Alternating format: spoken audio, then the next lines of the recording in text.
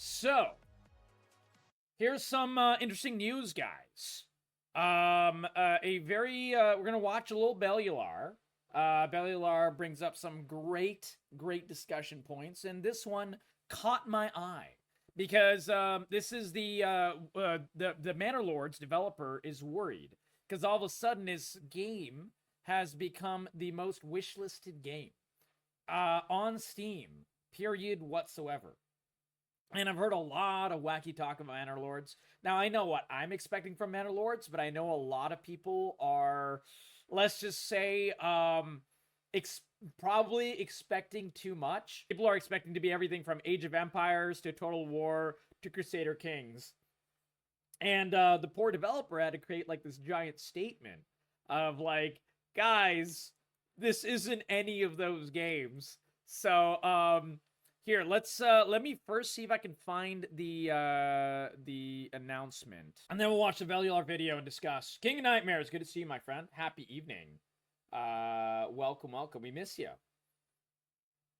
A few words from the developer before the launch into early access. Hey everyone, it's been quite a journey so far, but it won't stop on April 26th. During development, the core tester group was around 130 people. Given the popularity of the game, I'm pretty sure, and by popularity, this is the, again, most wishlisted game on Steam at the moment. It's huge.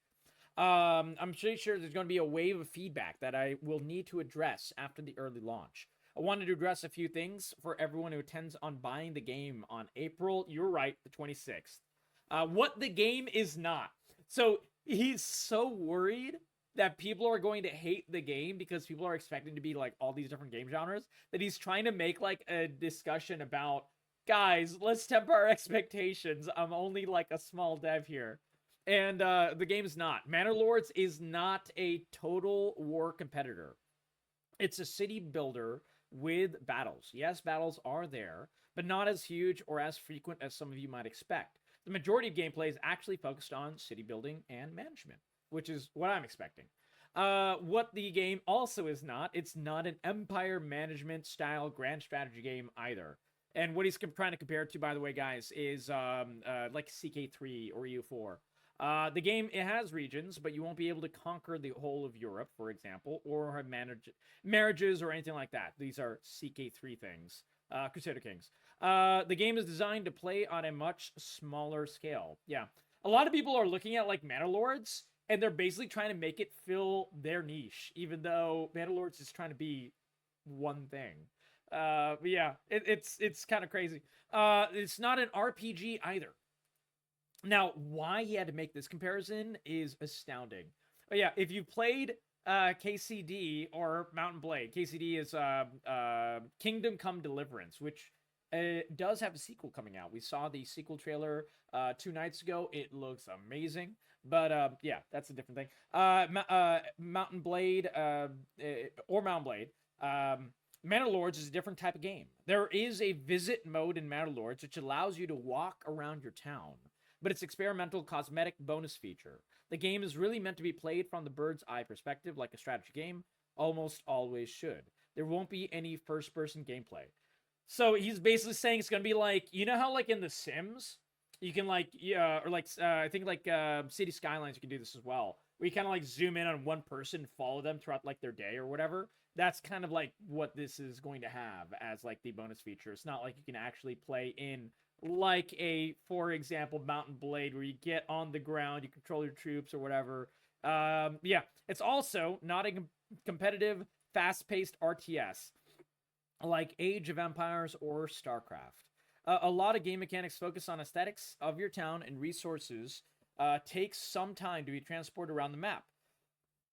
This results in a more of a relaxed experience with high intensity moments spicing up the atmospheric city building, rather than the game being at high intensity all the time. So yeah, like Age of Empires is you build, you kill, you build, you kill, you build, you kill. You're building walls, you're doing this, you're doing that.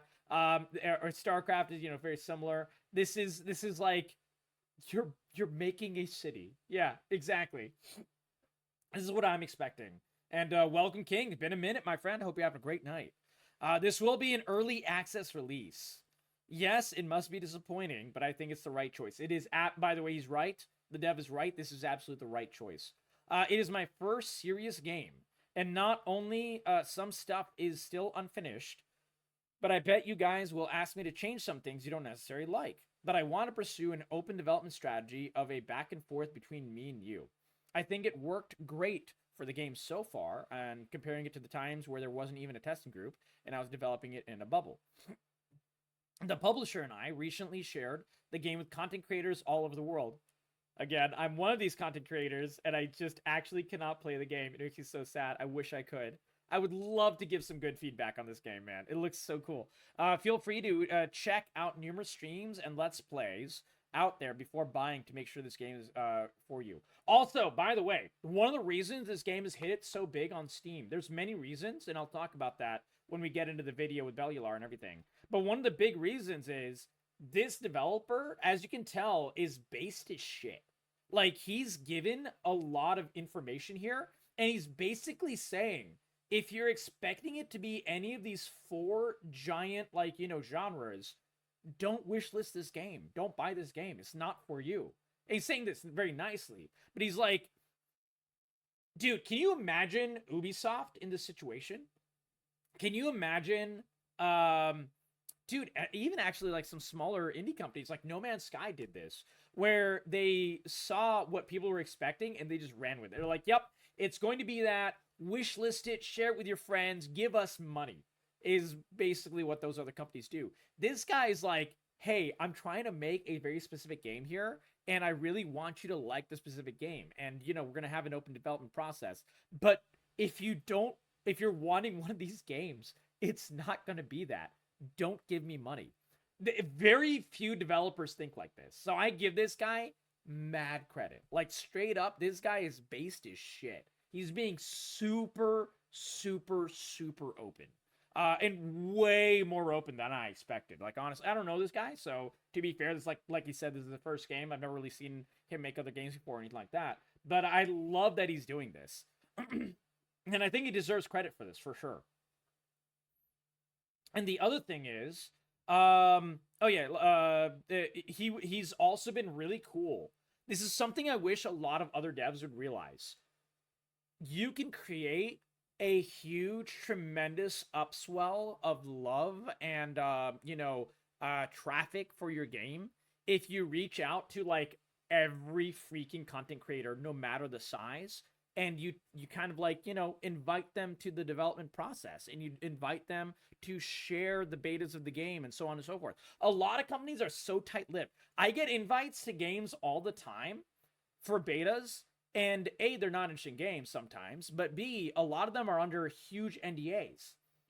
And I can't really actually, really share any of that information. So what does that do? That makes it so I can't actually cover the game at all. And that's like a shitty situation all around. This guy went through every content creator interested in this type of stuff, big or small. And let's be real, I'm not big yet. I'm hoping to get there at some point, but it's a process. I'm not a big content creator. And he's gone to like all these different sizes of content creators, and he's just like, play it, share it, be open about it. And it's making such a big difference. I wish more game companies would do this. So yeah, yet another way this game developer deserves a lot of credit. Based is absolute hell. This is awesome. But yeah, as that I said, the reception has been super positive so far, for which I'm very grateful. I think the game should find a way into the hearts of players who expected Manor Lords to be what it is: a realistic, organic, authentic city builder with real-time battles. Roadmap. I do not plan on releasing a roadmap yet. I've made that mistake once or twice before of promising and working on a feature only to find out the testers didn't care as much as I did, and that they actually wanted something else. So even if I have a plan, I want to adopt the philosophy of listen, verify, and implement. Very smart. This way, I expect the first month of patches to be bug fixes and polish. During that time, together with Hooded Horse, I don't know who that is, we'll be collecting your feedback and then prioritizing work based on what we hear. Again, a very good open development process. This is how good open development processes for early access games happen. Absolutely. I'm still considering whether to keep the testing of future patches closed or open. My current idea is to have an open pre-release beta branch so that everyone who owns the game can check and test the most recent pre-release unstable version of the game and contribute if they want to, and keeping the main branch as the previous most stable version. Though let me know, maybe you'd prefer me to keep the unstable versions to a closed testing group. Getting into this, guys, I actually think that a lot of games don't do this, and I think this is a really good idea to have an open beta testing branch. Some games that do this, Project Zomboid does this. You can turn on the beta branch at any time, and it's going to be hella unstable, but you can play it. You can do this with what's it called?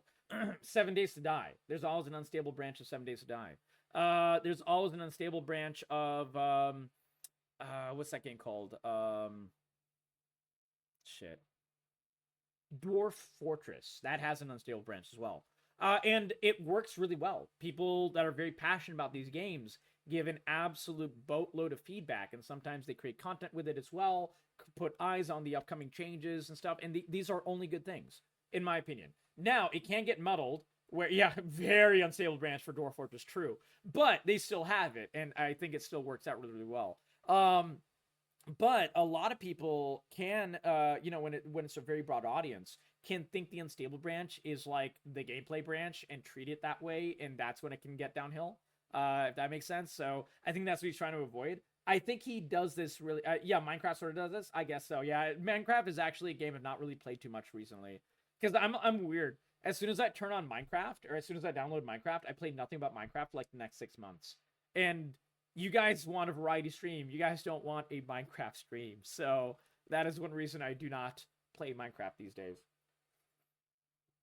Anyways, as always, thanks again for the following and all the support. I'll certainly keep the updates more frequent here and once the early access officially starts. Have a good one, Greg. Really, really, really good discussion. I think this is like one of the best discussions I've seen from an indie dev that is like, wait a second, let's be real about expectations here. And yeah, a lot of people were shocked and taken aback by this, but I think this is actually really, really, really important to have, and I think he did a great job. I think this letter is great. So let's see what the lovely Bellular says. Now, we know Bellular very well on this channel. I cover Bellular a lot. I'm going to link his video in chat right now. Every single time we watch Bellular video, I always start with Bellular is a great content creator. I've been following him for years. I've been listening to his discussions for years, way before I started streaming, even. And he covers a full variety. He covers everything from MMOs to indies to just gaming news in general. And he is much nicer about ranting than I am. I'm much more of a vitriolic ranter, which you guys I hope enjoy. But he's a very nice. He can rant a little bit, but he's very nice about it. He's actually extremely, extremely positive, and he does his research. Yeah, exactly. He's a great source. So give it a like, give it a sub, and I will of course be linking the original Bellular video and the discussion here in the description of this YouTube video below as well. But that being said, let's get it started and let's see what the lovely Bellular has to say about this discussion. I'm pretty sure he's just going to agree with me. Like, Bellular's a very level-headed guy. Let's Being a solo dev of a much-hyped game must be a very stressful experience. What's happening now is that Steam's #1 wish-listed game is coming out next week. The game we're talking about here is Manor Lords, and yeah, it's the most wish-listed game on Steam right now. And because of that, the solo developer behind it kind of needs players to take a little bit of a listen. Essentially, he's posted saying that Manor Lords may not be what everybody is hoping for. Of course, what is that about? Also, sorry to interrupt poor Bellular here, but one reason that the creator of this game, Manor Lords, talked about those 4 genres of games is because there's no doubt in my mind he's being asked about, is Manor Lords, like, where are the battles in Manor Lords? Or like, he's being asked these things, like, oh, why can't I fight people in first person? And he's probably like, guys, like, I never promised this. Where are you guys getting these ideas from? So that's why he's going into, like, this is not CK3. This is not Kingdom Come. This is not this, is not that. He's saying these things for very, very real reasons because he's been asked about these things. No doubt in my mind. about? Is that about the expectations that he has set, or is it about how Manor Lords has just been an absolute organic marketing hit to the point where everybody in their mind's eye can see a massive wealth of possibilities in the game? And it's been an amazing time. The developer Slavic Magic, I mean, number one, maybe must have had some access to Slavic Magic given how impressive an effort Manor Lords is for a team of that size. But what's happened is it's soared up to the top of Steam's wish lists. It's actually been approached by Microsoft for a game. So yeah, Black Myth Wukong, that's been on the wish list for a long time. Wow. Is it actually coming out this year? Holy smokes, I didn't realize that. Stalker 2, that's been there for a while. Frostpunk, that makes sense. Hollow Knight, yep. Hollow Knight's been delayed many times, but really, really go to game. Hades. Now, Hades was another successful example of an open early access. All of the Hades that I played, essentially, or like the vast majority, was in the early access time period. And it was a really, really well-polished early access. But not every team can be like that, you know? Not every team is a Baldur's Gate 3. Not every team is a Hades. Hades has quite a big team as well. Yeah, Vampire Masquerade is actually the sequel to the original Vampire the Masquerade Bloodlines, like the actual RPG. This game has had a very, very, very troubled upbringing. It's had a lot of delays, a lot of people leaving the team, blah, blah. This one is one to be worried about. And I say this as someone who loved the first Vampire the Masquerade Bloodlines. I hope this game ends up being amazing, but it's going to be, this is going to be a while to come out. Like, this is having a lot of issues. Space Marine 2, Unrecord. Ooh, I think this is the horror game. I'm pretty sure this is a first-person horror game. This one looked really good, if I'm thinking of the right one. And Blight Survival. This is one where you're like the knight and you're like fighting zombies and stuff. This one looked really, really cool. Arc 2. Oh, God. I don't know, man. I'm not super excited about Arc 2. We'll see. We'll see how that goes. And The First Descendant. I actually don't know what The First Descendant is. Anyways, I just wanted to quickly pause and see what else is on the wish list. Pass deal, which, by the way, is a very rare thing. Yeah, they have this is really dried up that money pot so much. So, yeah, getting a Game Pass deal in the modern environment is actually quite the achievement. But of course, all of this is because of its humongous popularity. And well deserved. Xbox Game Pass knows what they're doing. They put a lot of really, really good games in there. Unrecord is a shooter. Oh, it's a shooter. Okay, my bad. Okay. It's the one where you're like the cop, right, Winkle Wonka? And you go like it's like body cam. Is it that one? If so, I just forgot the name of it. Yeah. That makes sense. That one looked really good. And you've got to think about why, and you've got to think about what's what's broadly going on. Number one, this is coming out into early access. Number two, as a part of all of the sort of pre-launch marketing beats, a lot of creators who have got pretty strong audiences are looking into this game. You know, like say your Resonance, your Legend. Yeah, Legend of Total War was one big one.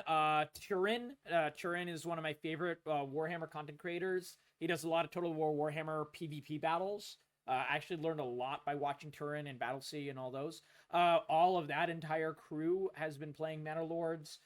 You love Turin? Oh, dude. Based in True Winkle Wonka. Absolutely. I played against some of those people. Battlesea was actually in the community a few times.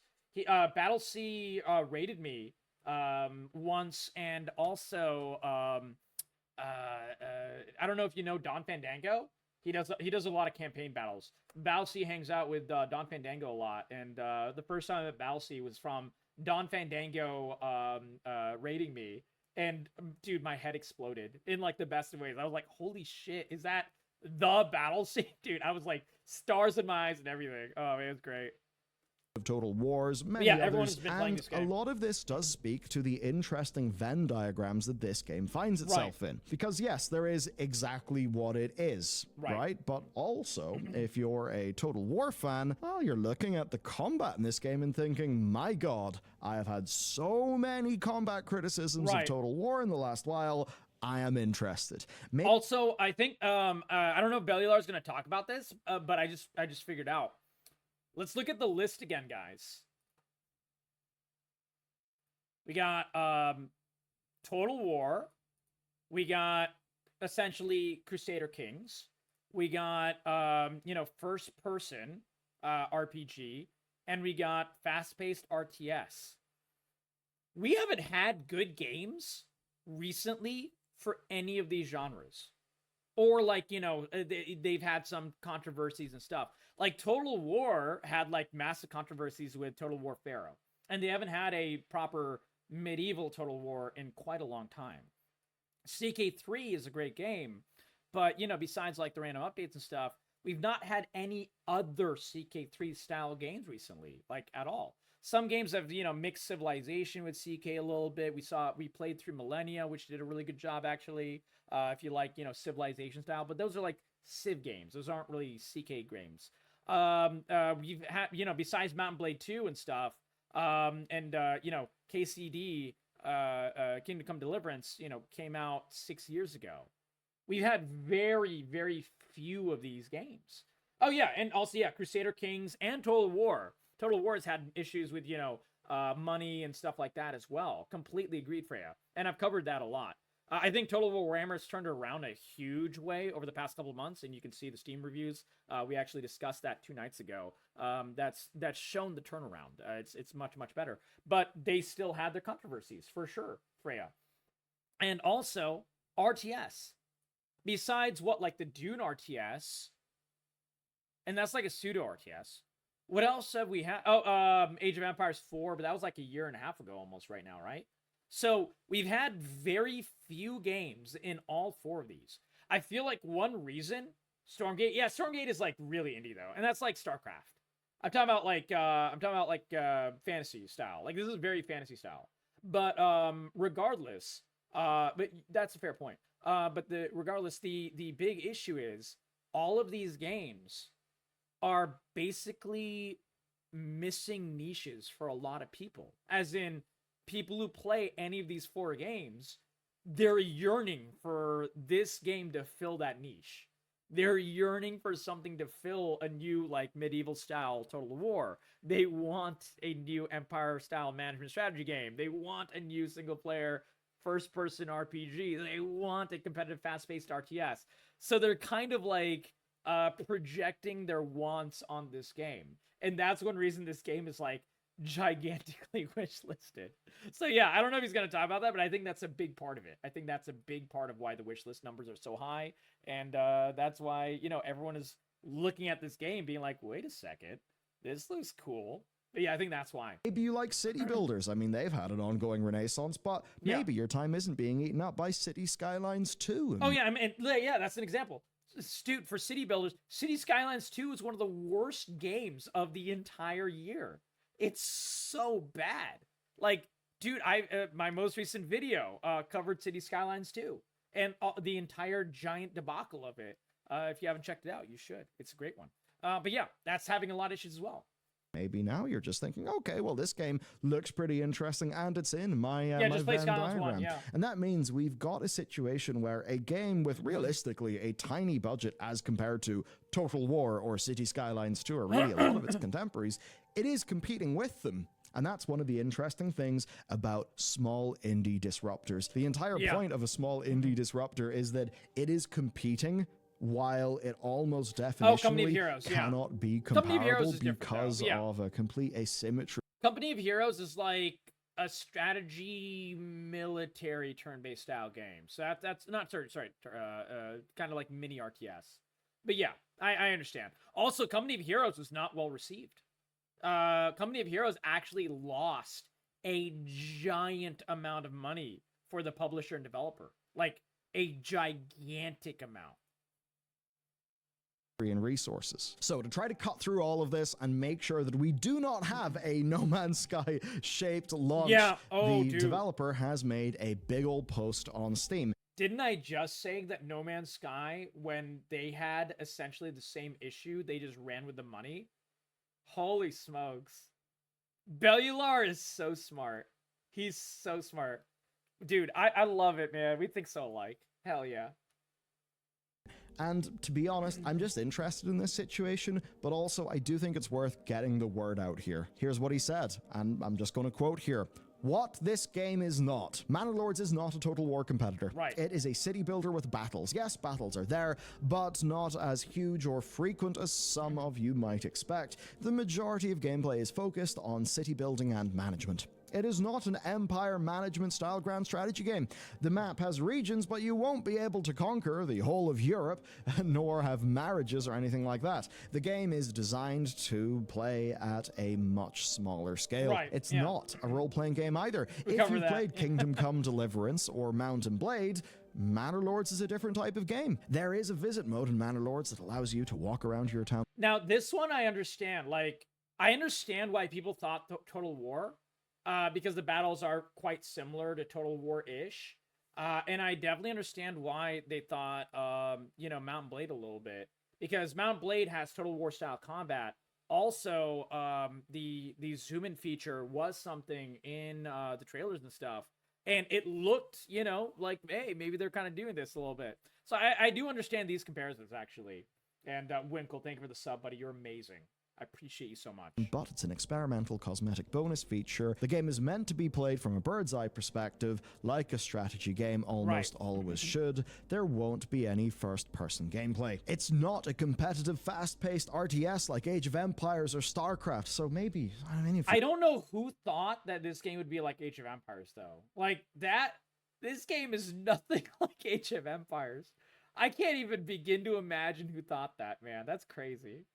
For someone like me and you just wanted to hold out, to hold fast against the massive wave of Britlings, can't do it. I mean, a bunch of dudes, but I don't know. I don't think anybody really expected this to be like Age of Empires or StarCraft, but you know what's really spooky to me? Somebody probably was comparing this to Age of Empires. Oh, no, dude, it's not somebody. I assure you, not you, but like I assure Bellular, if he had to write this comparison in a paragraph, he's gotten this question at least several dozen times. Considering how many people have wishlisted this game, he's actually been asked this question. He's actually had to address it several times. There's no doubt in my mind. He wouldn't have brought it up otherwise. There's no way. So yeah, absolutely, this was brought up.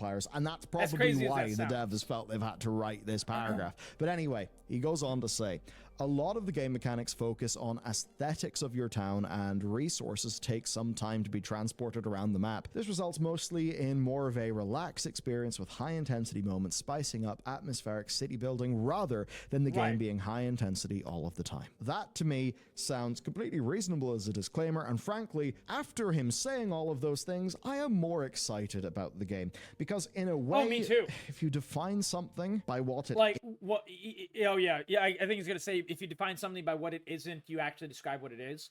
I completely agree with that. And also basically the developer saying that this is just a smaller scale, medieval proper style city builder. Essentially something akin to Banish, but Banished, but better. For all intents and purposes, Banished, but not quite boring. Banished was a little too lackluster on a lot of fronts for me. This feels like a much better version of Banished for me. That's exactly what I want. So if that's what this is, and he's saying that this is what it is and everything, this makes me so happy. I think we've been missing this style of game for a very, very long time, and I'm super, super, super happy. It'd be also smaller scale if you could play as dwarves. You make a really good point. We need dwarves in everything. I agree. Unironically. To be fair, I love dwarves. Isn't that can tell you a lot about what it is and what his disclaimer tells me the game is through the lens of what it is not is exactly what I want from a game like Manor Lords, and that is why I'm excited. No, 100%. I do not want to play Manor Lords because I want to conquer Europe, but maybe you want to be very powerful within your region. And one thing I think as dude, look at the detail in this game, man. One of the things that was always rough about medieval city builders is that they always lack detail. They really do.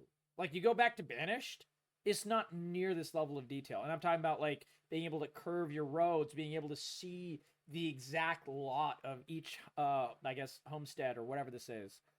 Each farm being, this exact size and everything like that. It was completely different in a game like Banished. And that was one of the big lackluster parts of that game. This is what excites me. This is exactly what I want.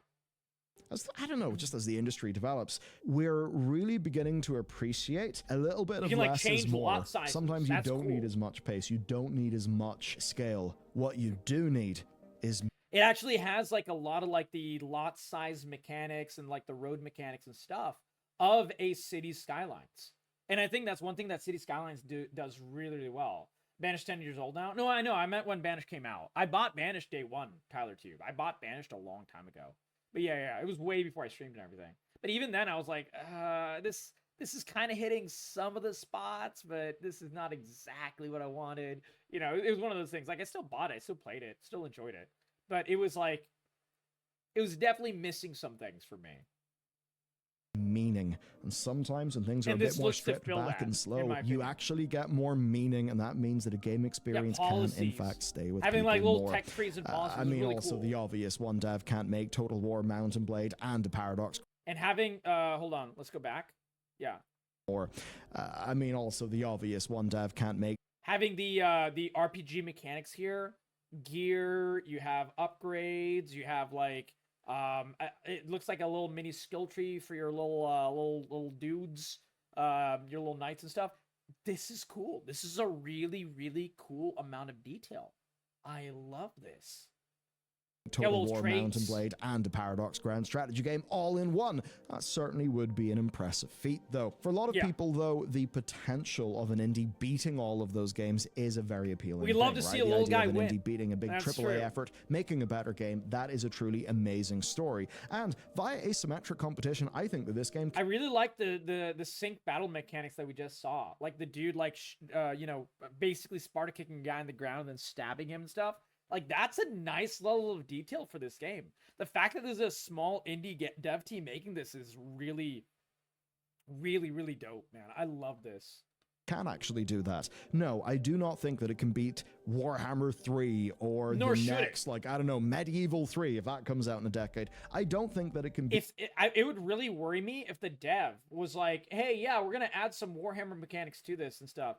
I'd be like, I would call that scope creep. And that would make me worry about the game. The fact that he's doing the exact opposite and saying, this is not these things, we're not doing scope creep and everything, this is a very, very, very positive thing. Like, this is a good thing. A lot of indie devs do fall in this trap because they want to jump on that hype train, essentially, that they have and try to make as much money as possible. It happens to everyone. You know, everyone wants to look at that money and be like, yeah, you know what? Let's grab some of that. Beat those games on their own terms, but it doesn't have to. All it needs to do is make sure that I click Manor Lords instead of Total War whenever I hit a button in Steam, and whenever I'm doing that, I'm based on my own emotions and what each game is offering me. So it doesn't have to be a like-for-like comparison. But clearly, though, what Slavic Magic are a bit worried about here is that, well, word of a game spreads, and it can spread so much that it's no longer only really being received by the most engaged audience. I don't want this game anymore. And that means that this is a game, I mean, given that it's #1 on Steam, right? #1 most wishlist game. Oh my God. There are a lot of people think who like are probably turning up to this game with not particularly well-calibrated expectations, because most of the time, whenever a game goes that high in Steam, it is because of pretty crazy resources, marketing, and that sort of thing. What might happen is they'll learn about this game from a clip of Legend of Total War. I actually think this looks even better than I expected. Look at this, man. Look at how good this looks. Helldivers Lethal Company? Oh, yeah. I mean, well, yeah, Helldivers for sure. Lethal Company, I think lesser so, because, like, there's always a game coming out. Though, to be fair, you are right. Lethal Company is an example. But there's always a type of, like, cooperative horror-style game. To be fair, sometimes the development cycle for those games are really slow. And we had Phasmo fulfilling that niche and nothing but Phasmo for like almost 4 years. So the fact that Lethal Company came out made me really happy. And now we have Content Warning, which is really cool. It's one of the last games I played before my computer, you know, died, which is, you know, big RIP. But Content Warning was another example, Freya, that was like really taking things up by storm, which is in a really, really good way. But I would say like more of like Vampire Survivors and Valheim, because those are really, really small dev cycles and dev teams. And Enshrouded is another example. And these games really stayed in their niche as well. and really took their niche over by storm. It was awesome. Like, dude, Enshrouded sold 3 million copies, I think, by the end, or 2 million and change. That's huge. Oh my god. Command and Conquer looking a little bit. Yeah, that's why people were thinking RTS. That's why I was like, this is not a true RTS. Yeah, exactly. And they may then think, oh wow, look at that, Legends playing it instead of Total War. And hopefully it's Total another War. example. This might be my dream game. I would love and for of this course, to be. that's not what Manor Lords is trying to do. It's not what Legend is trying to make happen. But I can certainly say, from my personal experience, as not only doing news punditry here, as I suppose you could say enthusiast press for a game like, say, World of War. Oh yeah, dude. I mean, Bellular is one of the few that doesn't do this. That's why I love and respect Bellular, and I watch Bellular so much, and I share him with you guys and react to him, and try to add the conversation with Bellular so much, because he's one of the few, true. I consider Bellular true press. He has a lot of sources. He always researches his material out and stuff. I give him mad respect for that. But he also does not partake in clickbait bullshit sensationalism. Unlike, IGN. Unlike, I think GameRanks does this pretty well as well. I really like GameRanks. Like, legitimately, I think GameRanks does a very good job giving real information. But, like Kotaku, Wired, and all these other like, traditional online video game journalism sources, they do a terrible job. They go for the hype because they know the hype gets clickbait. And they want the clicks. They will say anything for clicks. Exactly. So I completely agree. The content creators sometimes feed into it as well, which is very disappointing. But in this case, I will agree with him. As much as I'm not the biggest fan of Legend Total War, usually because of his very gruff attitude and such, he's been very good about covering Manor Lords in a very fair manner. And giving the real information about it. I give Legend Total War mad credit for this. Like, this is easily some of the best Legend Total War content I've seen in a long time. For sure. It's not even close. Obviously Bellular's trying to say the truth about this and everything like that. But a lot of content creators don't. A lot of them don't. And so that's why you see a lot of these hype trains happen. Absolutely. Warcraft, that you can say things and people can get an idea and an expectation that seems completely uncalibrated from what you have said. That happens so much. So obviously here the dev doesn't want people to think Total War killer and then get upset, right. Hence this. And to illustrate a lot of this, I'm going to talk about a game with a far... This is really cool, man. I didn't actually know there were this many things to make and sell. This is actually really cool. This is a lot more detailed than I realized. This is awesome. I love this. Higher budget. Starfield. Yes, I don't know how. Lead researcher of Organization Connor has chosen a very smart thing. Actually, I think Bellular is being brilliant and based in this comparison. Starfield was only seen as a competitor to No Man's Sky from people saying that, not the developers. The developers are very, very open about it, and I followed the news. I discussed it with all of you who were in here at the time, but I didn't make YouTube videos back then, unfortunately, which is very sad. I wish I did, man. Oh god, I could have covered so much good stuff with that. But Starfield, by Todd Howard and by the developers at Bethesda and the people in the know, they were very open, saying that this is going to be essentially a Bethesda game in space.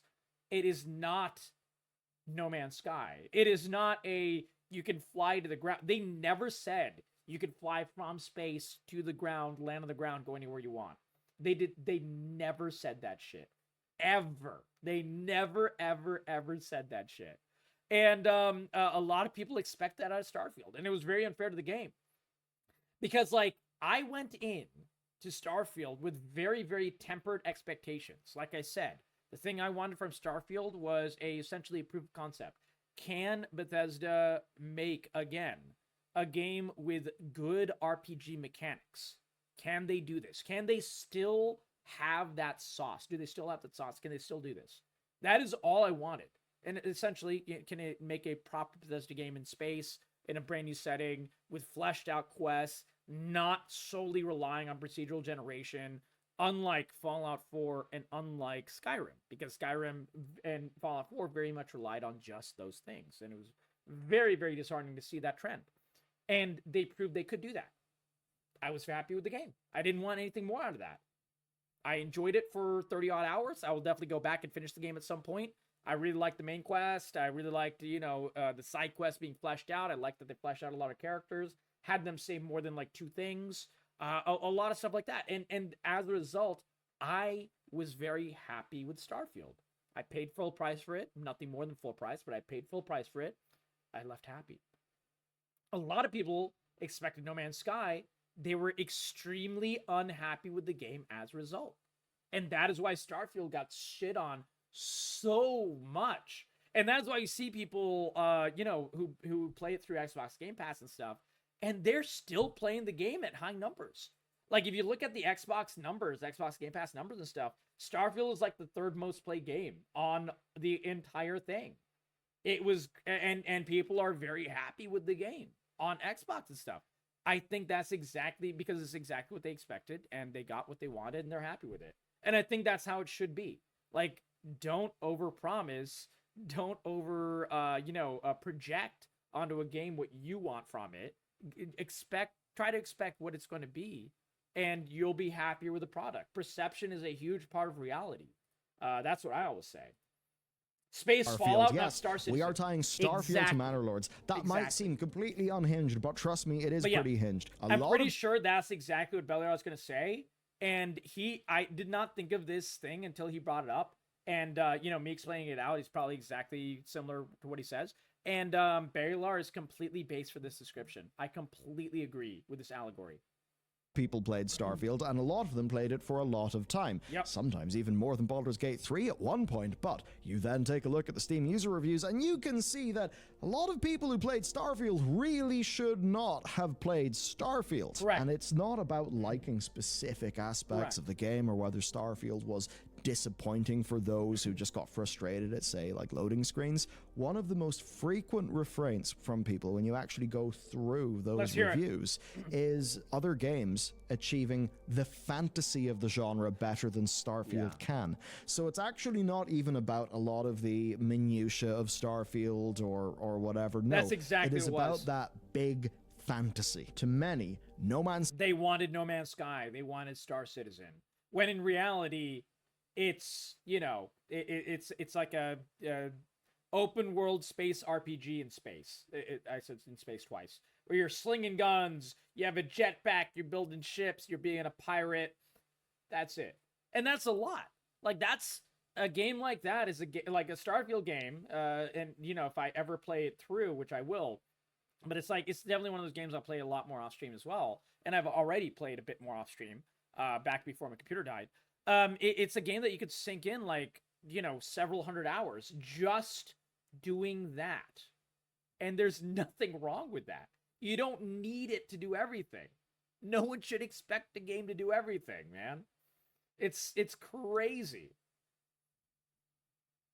Sky, Elite Dangerous, and Star Citizen. They're all ostensibly space games in a similar genre to Starfield, right? You can do many of the same mechanical actions, but just because you are sharing a genre with a game or sharing a mechanic with a game, that does not always translate to it being a similar experience. Correct. So Starfield was Todd Howard's dream of having low sci-fi 2000s era NASA tech as an aesthetic, and then doing, I suppose, the story of a bit of a Western frontier in space. And that is not what many of the other games that I mentioned are. And for some people who played Starfield, because honestly, Starfield should probably be comparable to Cyberpunk.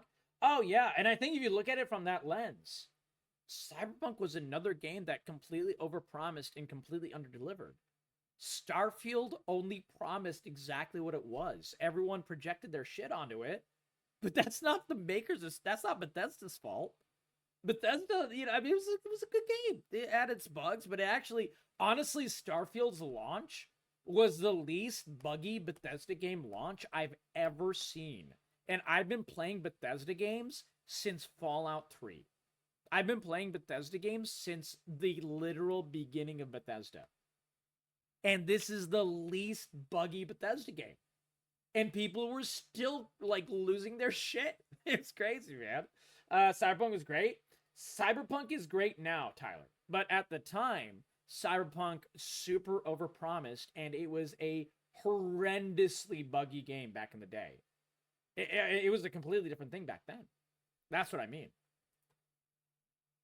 They wanted games more like the promise of Star Citizen. I mean, they were going to be kind of disappointed regardless, because this was not Bethesda the game made, that they Daggerfall. wanted. They didn't want a Bethesda game in space. And you're completely justified by not wanting that, of course. Right. But then the question here is, why did you buy Starfield when Bethesda title in space is basically what Starfield was always going to be? And I think the answer at the core there is that the potential for Starfield goes a lot higher than generic Bethesda. You could And partly true, but I also think, like I was saying, to the things that, you know, feed into these expectations, games, media, and content creators, all, you know, searching for those, that internet clout and that internet clicks and all that shit.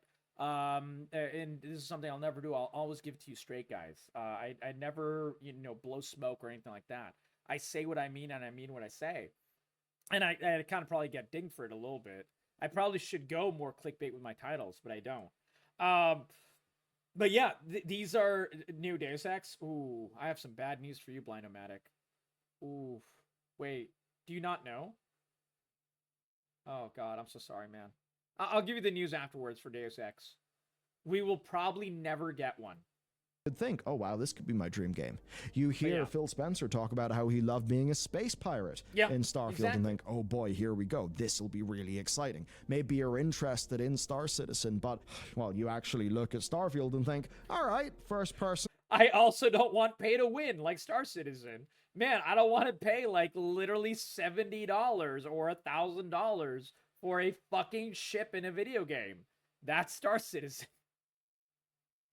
Walk about the place, fly a ship, customize a ship, and there's planets. One of these is out, the other one isn't out. Okay, I will play Starfield because I'm interested in Star Citizen and it's not fully out yet. And you're obviously then in a situation where Starfield has just competed with Star Citizen, even though it is a completely different game trying to do completely different things. Of course, I'll also add that I don't think that Starfield is successful at what it tries to do, unfortunately. I disagree with but that. I think it does a good Slavic job. Magic is trying to avoid that They're problem NFTs, here. yeah, exactly. They're basically trying to set expectations early. Star That Citizen Manor Lords isn't here to kill Total War. That's not here to compete with Crusader Kings 3 or anything like that on a one-to-one fashion. It's just its own thing. Correct. And where it is in the Venn diagram and your own interests, that is what it is, but don't expect it to directly compete with the games that you want to play it instead of. Expect it to indirectly compete. Do that, and I think with Manor Lords, a lot of us will be having a really, really good time. I mean, I love the Total War games. I mean, I think like gamers do this a lot in general. Like they project because they want, you know, specific games. They want everything to be the best thing ever. But also, the other thing, a trait that pretty much almost every gamer shares, and there's nothing inherently super wrong with this, but it's wrong when it's, you know, out of control. Gamers have a tendency to just not have any fucking self-control. Like, that's what it is. They just have no goddamn self-control. That is a big problem.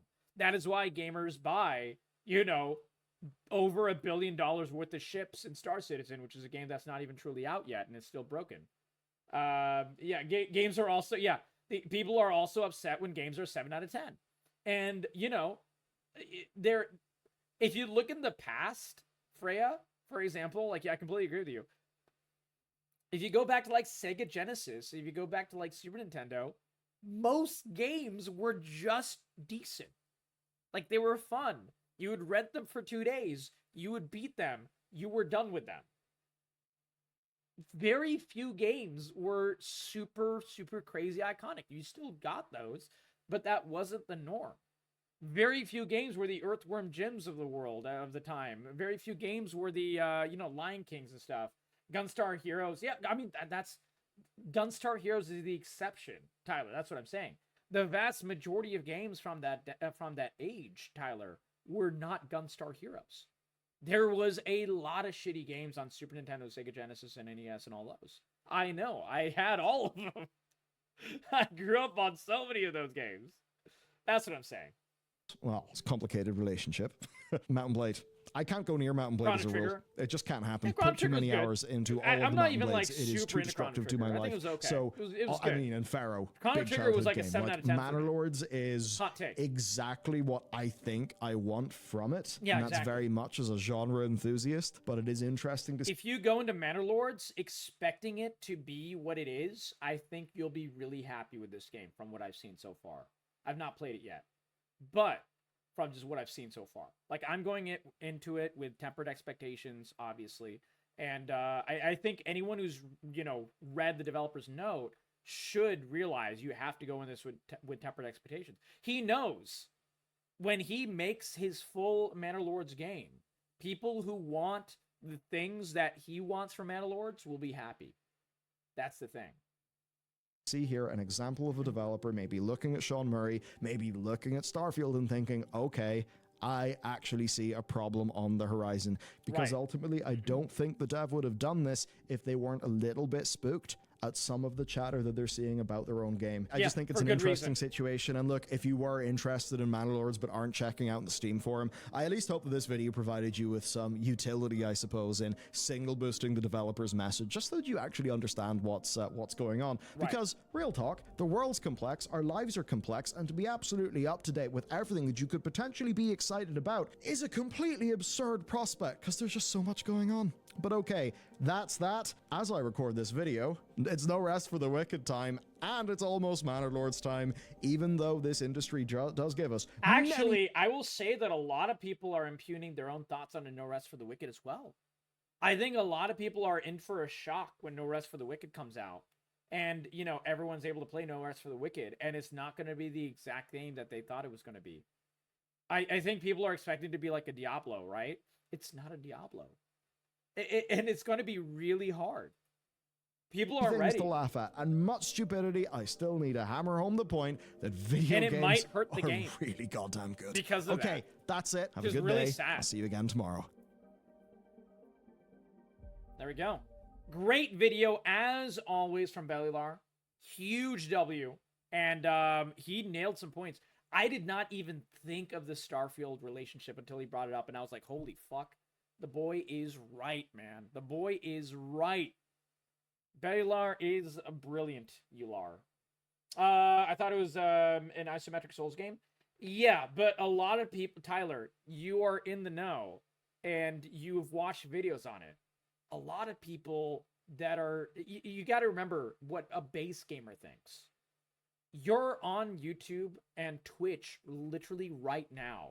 It is 5:22 in the morning, and where are you? You're watching capcorgi discuss game design and game discussions. You are not the normal person. This is not a bad thing. This is a good thing. I appreciate you, and I'm right here with you, right? But we're not the normal gamer. The normal gamer who wishlists games on Steam don't watch Twitch. We are in like the upper echelon of people who think about games. They're literally like, yeah, exactly. Yeah, yeah, that's normal. Yeah, exactly. They're looking at like something completely different, and they're impugning their own thoughts on it. If you look at the stats, it was really funny. If you look at the stats, for example, with Diablo 4, the normal gamer of Diablo 4, like 5 months in, had not even reached max level and finished the campaign. 5 months in. When they released that stat, my brain was like, holy shit, how's this even possible? And then I realized, oh no, this actually makes total sense if I, don't impugn myself onto this, and I just think about the average gamer. The average gamer only plays games for like 10 hours a week at most. They have no idea what Twitch is. They don't watch YouTube videos. They don't watch Bellylar. They don't watch me. That's what I mean. And those are the people that have a lot of these misconceptions. And, that's where, like, people will massively, negative view games, things like that, when it's things that they don't expect or it's not exactly what they wanted and so on. And then you have, like, the branch that does watch Twitch, and they are extremely, inherently just, superficially putting on their own projections onto a game as well. And because of clickbait and stuff like that, that happens as well. So it's both sides that feed into this. It's both sides that feed into this. But yeah, there we go. I hope you guys liked the video. I thought it was awesome. Bellylar is an always W creator, and we always give him some serious love.